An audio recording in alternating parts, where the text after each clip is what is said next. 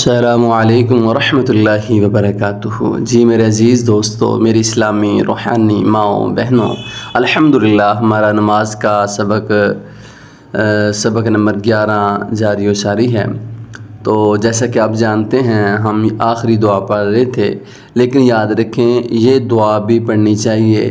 جس کو دوسری دعائیں نہیں یاد ہوتی تو یہ دعا پڑھ سکتے ہیں، لیکن جو سب سے ضروری دعا ہے وہ ہم انشاءاللہ سبق نمبر 12 میں پڑھیں گے۔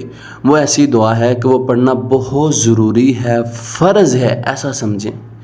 اگر وہ دعا نہیں پڑھتے نماز میں تو کافی سارے ایسے چانس ہیں کہ آپ کی نماز شاید نہ قبول ہو، کیونکہ نبی علیہ السلام وہ دعا ضرور پڑھتے تھے، صحابہ کرام کو بھی تلقین کرتے تھے۔ صحابہ بیان کرتے ہیں وہ دعا ہمیں ایسے سکھلائی جاتی تھی جیسے کہ قرآن پاک کی کوئی سورت یا آیت ہو، اتنی اہمیت ہے اس کی۔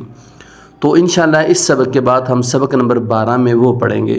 تو شروع کرتے ہیں ہم۔ یہ مختصر دعا ہے، اور ربی جعلنی کا سبق آپ نے پڑھ لیا ہے، اور یہ بھی 11 نمبر سبق کا، پچھلا بھی 11 نمبر تھا، کیونکہ یہ ایک ہی دعا تھی اس لیے میں نے اس کا سبق 11 نمبر ہی رکھا ہے۔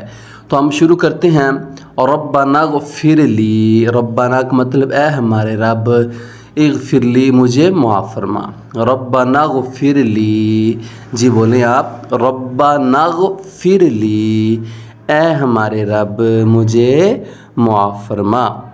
ربنا اغفر لی، اے ہمارے رب مجھے معاف فرما۔ والی والدیہ، اور میرے والدین کو بھی۔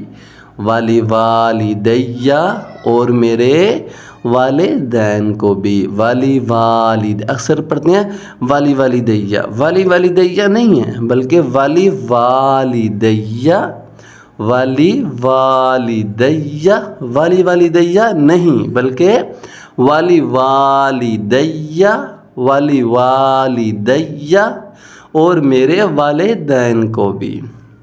وللمؤمنین، اور تمام مومنوں کو۔ وللمؤمنین، اور تمام مومنوں کو۔